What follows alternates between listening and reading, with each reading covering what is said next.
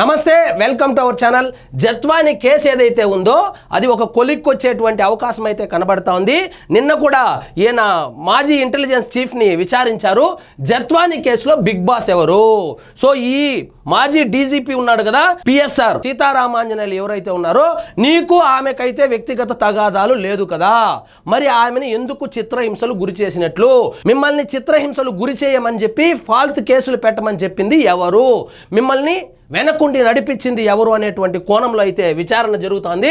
జత్వాని కేసులో big boss ఎవరు చెబితే అరెస్ట్ చేశారు, ఆమెను ఎందుకు తీసుకొచ్చారు, అక్రమ అరెస్టు చేసి వేధించాల్సిన అవసరం ఏముంది, అమ్మాయి కోసం ఇంతమంది ఐపీఎస్లా ముగ్గురు ఐపీఎస్లు కక్షగట్టుకొని ఒక ముంబై నటిని ఆడదాన్ని వేధించాల్సినటువంటి అవసరం ఏమొచ్చింది, సో మీ వెనకాల ఎవరుండి ఈ తతంగం మొత్తం నడిపించారు అనే కోణంలో దర్యాప్తు అయితే జరుగుతోంది.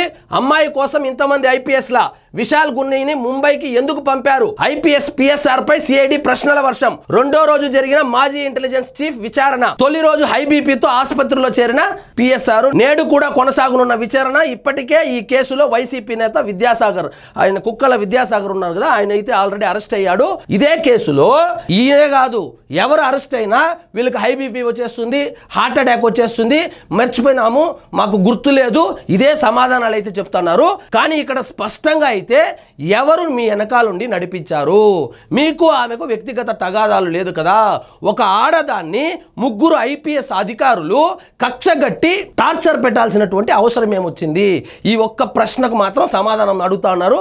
ఆయనకైతే హై బీపీ వచ్చి హాస్పిటల్లో చేరాడంట. వైసీపీ హయాంలో సినీ నటి కాదంబరి జత్వాని అక్రమంగా అరెస్టు చేసిన వ్యవహారాన్ని ప్రభుత్వం సీరియస్ గా తీసుకుంది.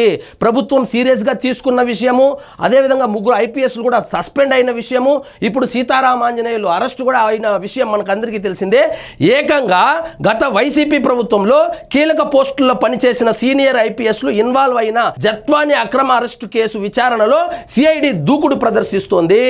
దూకుడేం లేదు, అసలు మిమ్మల్ని ఎవరు చేయించారు, మీరు అంత ఇంట్రెస్ట్ గా తీసుకుని ముగ్గురు ఐపీఎస్లు ఒక ఆడదాన్ని టార్చర్ పెట్టాల్సినటువంటి అవసరం ఏముంది, మీ దగ్గర ఎవరు చేయించారనేటువంటి కోణంలో విచారణ అయితే జరుగుతోంది. ఇక్కడ చూడండి, తనతో పాటు తల్లిదండ్రుల పైన తప్పుడు కేసులు పెట్టి అరెస్టు చేసి చిత్రహింసలకు గురి చేశారని జత్వాని 2024 ఆగస్టు 30న విజయవాడ పోలీసులకు ఫిర్యాదు చేశారు.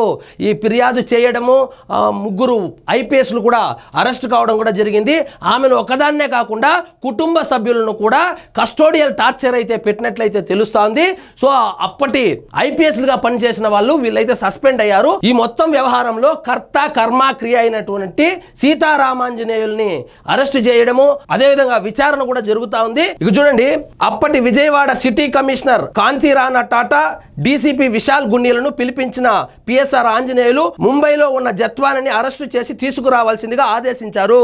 ఈ విశాల్ గున్నీ ఎవరైతే ఉన్నారో విశాల్ గున్నీ ఇచ్చినటువంటి వాంగ్మూలంలో క్లియర్ కట్ గా సీతారామాంజనేయులు చెబితేనే నేను ఈ అరెస్టు చేశాను, నాకు ఆల్రెడీ పోస్టింగ్ వచ్చినప్పటికీ కూడా ముందు అరెస్టు చేసిన తర్వాతే నీకు పోస్టింగ్ వెళ్ళాలని చెప్పి కూడా ఆదేశించారు. మరి సీతారామాంజనేయులు చెబితే విశాల్ గున్నీ చేశాడు గాని మరి సీతారామాంజనేయులకి జత్వానిని టార్చర్ పెట్టమని చెప్పింది ఎవరు, బెదిరించమని చెప్పింది ఎవరు, కస్టోడియల్ టార్చర్ గురి చేయమని చెప్పింది ఎవరు, సో ఈయన వెనక ఎవరు ఉన్నారనేటువంటి సందేహాలు అయితే వస్తుంది. సో ప్రభుత్వ పెద్దలకు తెలియకుండా ఇంత పెద్ద తతంగం జరిగి ఉంటుందని ఎవరు అనుకోవడం లేదు.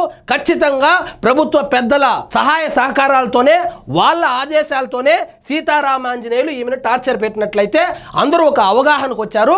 కానీ ఆయన నోటి ద్వారానే వస్తే ఇతరులను కూడా అరెస్ట్ చేసే అవకాశం అయితే ఉంది. కాబట్టి విచారణలో నీ వెనక ఉండి నడిపించింది ఎవరు అనేటువంటి కోణంలో అయితే విచారణ సాగుతోంది.